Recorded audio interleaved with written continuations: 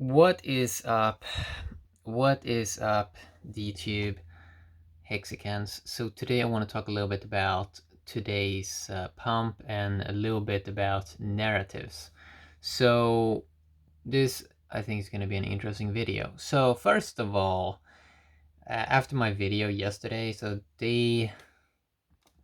what should we call this video? Day 23. Let's say day 23. Day 23 out of 100 days of Hex, sure, because I did day 22 yesterday. Yes, I'm behind. So let's talk a little bit about, so Hex pumped pretty hard today, a very interesting pump. So at the moment it's up 22%, but earlier it was up 30%, 40%, even above 50% pump in one day. And I think it was because an ETH whale, a large ETH origin, or no, not origin address. I mean, well, it was connected to the original, the Genesis block of Ethereum. It had a lot of ETH, like 400k or something like that.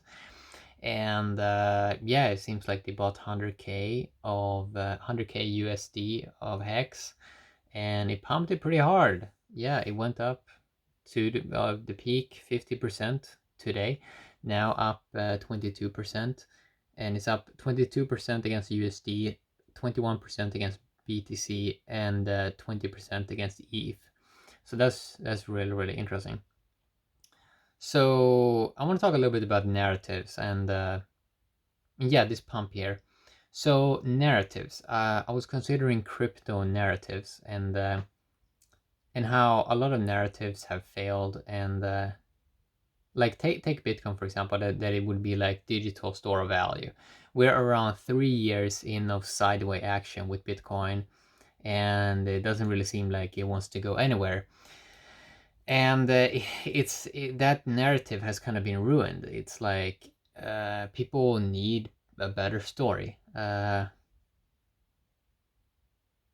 It's not holding up that well.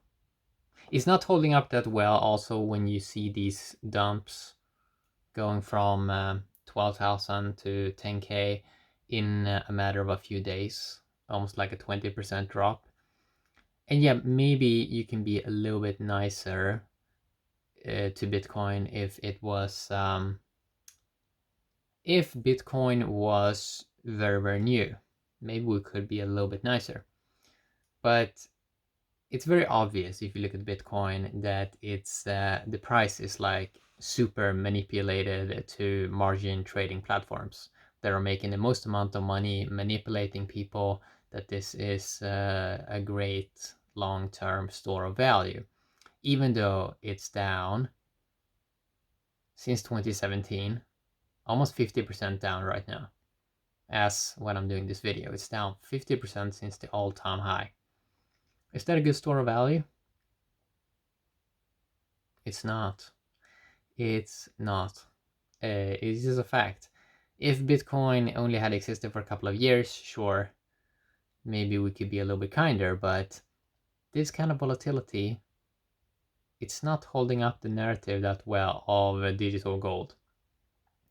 And also, when you look at the narrative, the trader narrative, for example, the Bitcoiners try to push onto people that, or like they're trying to push people into margin trading, that's also a horrible narrative, and it's not good for the world. It's actually really bad. And and you see these crypto influencers that only talk about Bitcoin, and they kind of wreck their followers, and it's really bad for the industry. I don't really see it hold up for that long. And we see also now that New York, they are they investigate, or they have investigated Bitfinex and Tether since last year, and they wanted paper from them last year, and they didn't get it.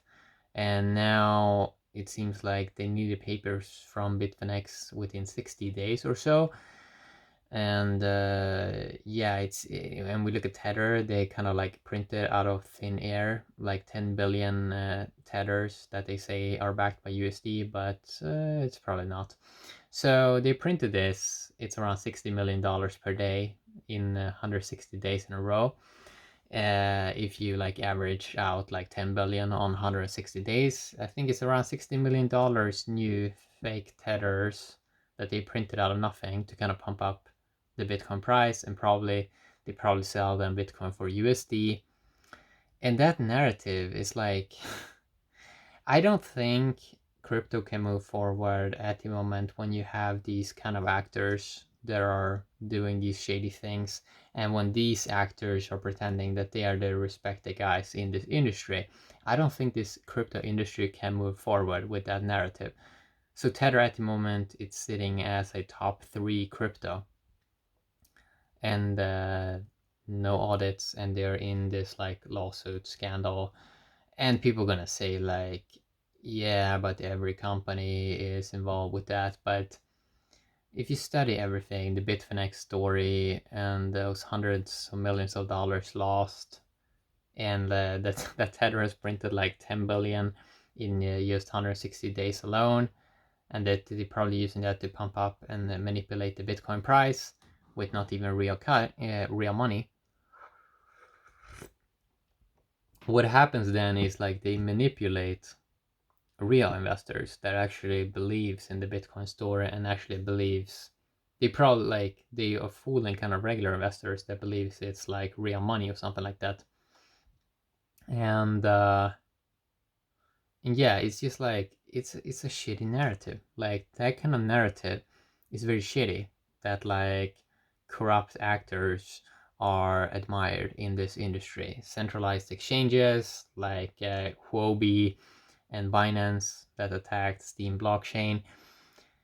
These guys are kind of looked up to as like, oh, those are the good actors, but they're not. Like we saw how they took over Steam blockchain, a decentralized crypto platform for proof of brain rewards. They just took it over, and nobody really cares. We have horrible crypto media that doesn't really cover real stories. They just like bribed and paid for. It's a very bad narrative. Like we're in a period of very, very bad crypto narratives. And I think it really like, I think basically Bitcoin probably has to stop be the main narrative in this industry, because it's a bad narrative and I don't think it's good for people. And because you see how people getting wrecked left and right, and yeah, it's just a bad narrative, and I don't believe in it long term. For this crypto industry or blockchain industry to become better, we probably need to have a flippening with some altcoin that's designed better. I think it's going to be HEX. But yeah, I think it's going to be HEX. That's just my opinion. And when I study all the data and all the information, and I study the community, and I see how truthful and honest the Hexagon community is, I think HEX is going to flip Bitcoin. And you see all these other actors gatekeeping HEX. And why are they gatekeeping HEX? Probably because HEX has the best narrative, trustless interest, and it actually gives power to the people. And CoinMarketCap doesn't like that. CoinGecko doesn't like that. Cointelegraph is also very critical of HEX, and they're lying on their website. The reporters are basically writing lies in articles about HEX. Yeah,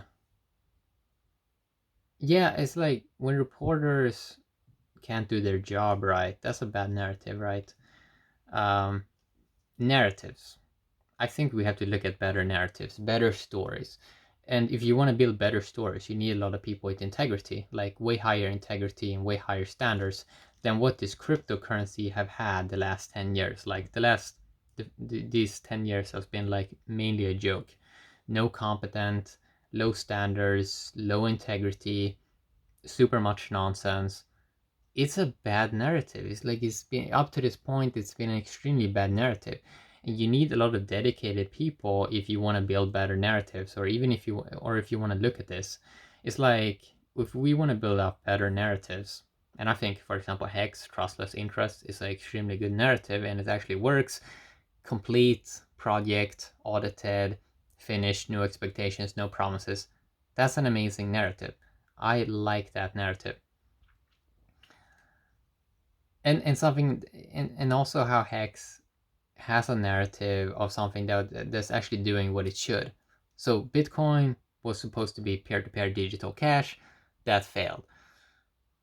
Now it tries to be digital gold, but it was never designed with that intent from the start. Hex design from the start was to be a digital store of value and create max fundamentals. For example, the share rate, the rising cost of getting shares in the Hex smart contract. When you stake Hex, you get shares, and the longer you wait, the more you will have to pay if you want to get more shares, because the share price always goes up. That's a good narrative, and it's complete. It's finished. I like that. I think there's potential to build many interesting narratives. For example, Steam failed, but it was mainly because it wasn't because of the technology. It was because people had low integrity. They had low standards. It was a poor launch phase, and people just didn't defend the truth, and they didn't have enough tokens because mainly of the poor launch phase. And if you do a few things wrong, then a whole narrative can be destroyed. But I think we can build better narratives. For example, I want a crypto again in the top 5 that is a proof of brain crypto that you can earn daily if you're using your brain. And I think it may happen here very soon, in a couple of years, if people are dedicated. And I see a lot of dedication on some places, and that's very, very nice. So yeah, I mean, this Bitcoin sideways action for many, many years, and the traders basically, that there's no interesting narrative at the moment with Bitcoin, because mainly the traders or centralized companies, centralized actors in this industry is trying to control the media, the crypto media. They're trying to control the narrative by wrecked a lot of people in margin trading. That's a bad story, and it's also not good for humans. Like, that's not a good store of value even.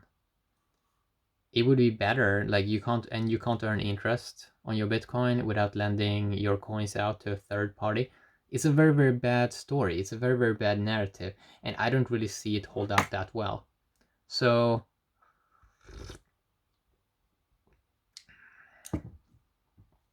I think the cryptocurrency will be better when people realize the truth that probably a lot of altcoins will go to zero if Bitcoin starts trending towards maybe $2,000 or $1,000 or something like that. The price range we were at in the beginning of 2017 before Binance came in, because that's probably kind of like the real price without like the extreme manipulation that have like manipulated the price up 10-20x. And I think that if BTC goes to like 2K, I don't know if it's gonna go it, but it kind of looks like it can't even break 10K or like 11K or 12K. So I don't see it go to 100K, and I don't see it go to $1 million then. So, and I see competition is coming in with Ethereum, that a lot of ETH miners are earning way more, and a lot of apps on Ethereum is getting more traffic. So it seems like the money is going to Ethereum, and if BTC is not going to the moon, it's probably going to go down, right? Because probably the money is going to go elsewhere. So the narrative the last couple of years has been, okay, Bitcoin is going to go to the moon. But if nothing really interesting happens here the next like 6 months or so, I think that I think the reputation of Bitcoin is just going to get worse and worse. And we see this with like a lot of, we saw it even with 2019. A lot of scammers used Bitcoin, the Plus token, Ponzi. We saw, what more did we see? Well, margin trading with BitMEX. Even BitMEX has a massive lawsuit against it, how they manipulate the BTC price. And yeah, there's just better ways of doing things. And yeah, there's just better ways of doing store of value, like way better. So Hex at the moment It's a top 25 crypto. $941 million market cap. $158 million locked for 4.77 years. That's a long time. This is how store of value should be done, that people are in it long term. Nobody knows what the price is going to do, okay? This is still speculation.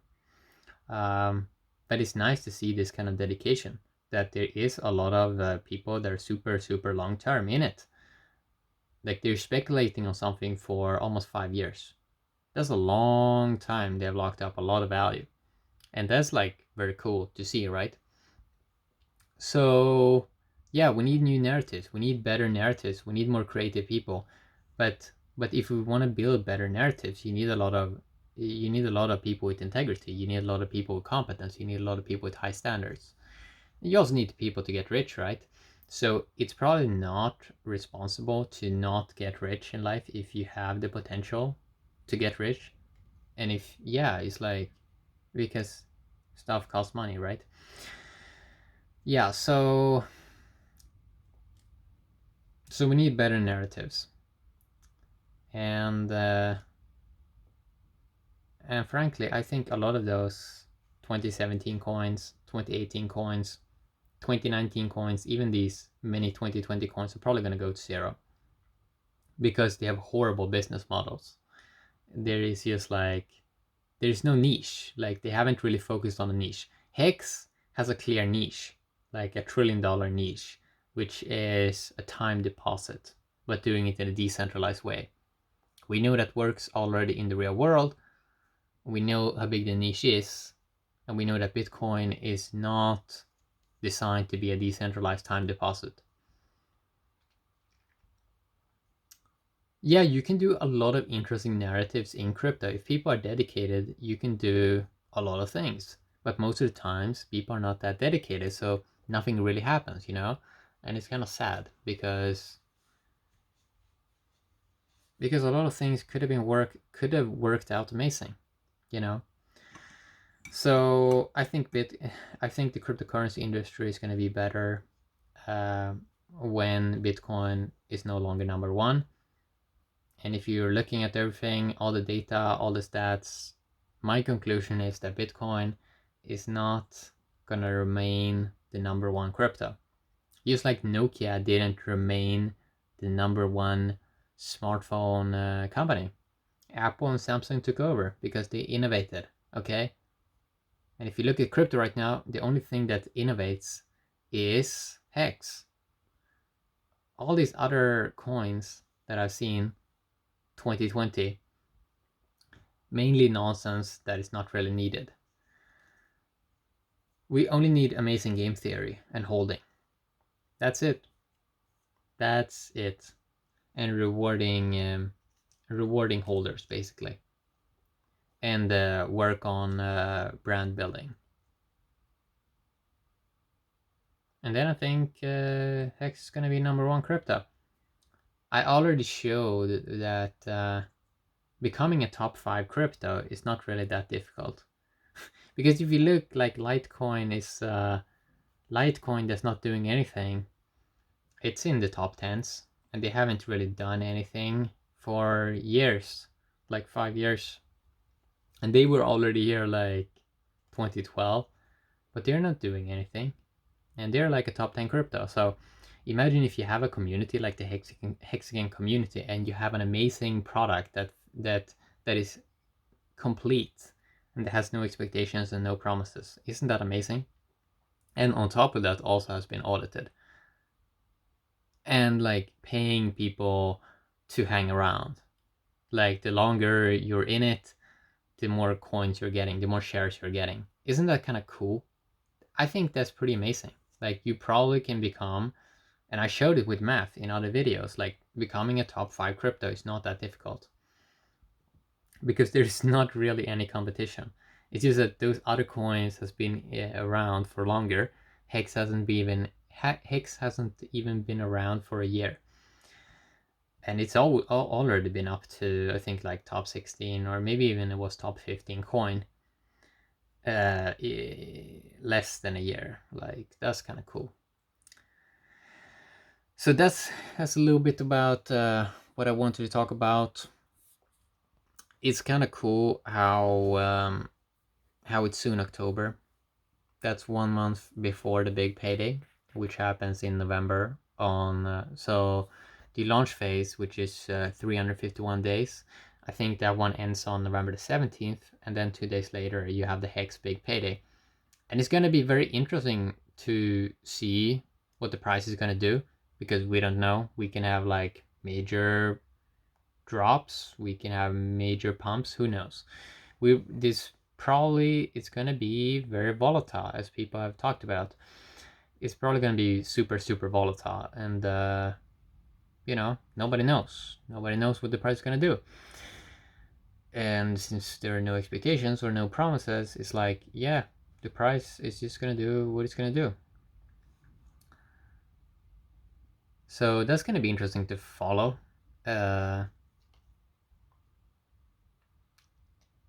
Because I mean, 183 billion hex, that's a pretty big payday. That is a lot of coins. Because at the moment, if you look at the circulating supply, it's 300 billion hex, and we only have 54 billion hex locked. And to those that are locked, 54 billion hex, those guys will be paid the 183 billion hex.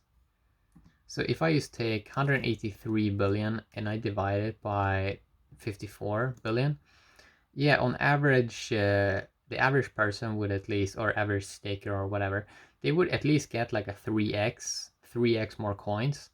But obviously, some people that stake longer, they get around 5x coins. And some people that stake shorter, they get maybe a 2x coins or something like that. It all depends on their stake length. Okay, so they would get like there will be like so many coins that those guys will get, but they won't be able to, if they have a long stake, that doesn't, they're only going to be credited it at the end of their stake, so they're not going to get it right now. But the people that have an end stake early, they're going to rise up the share price. They're going to raise the share price very fast. That means the people that are buying hex or like staking hex after the big payday on November 19th, maybe a couple of days later, they're probably going to have to pay at least twice to get the same amount of shares as someone that staked before the big payday. So it's going to be interesting to see how that's going to evolve. It's also going to be interesting to see how the share price is going to evolve beyond the big payday, because we don't really have any charts on that. So it's going to be interesting to see how that's going to change. Yeah, so yeah, we're getting closer. It's almost only like 60 days. It's like 68 days. Launch phase ends in 68 days. That's not that long. Yeah, so new narratives, I think that's going to be important. I think that trustless interest with HEX is one of the better narratives, because it's like, it's one of those things banking products do, but we do it decentralized, so it's way better. And yeah, HEX pumped hard today, and that's kind of fun to see. Yeah, have a great day, DTube, and Hexkins.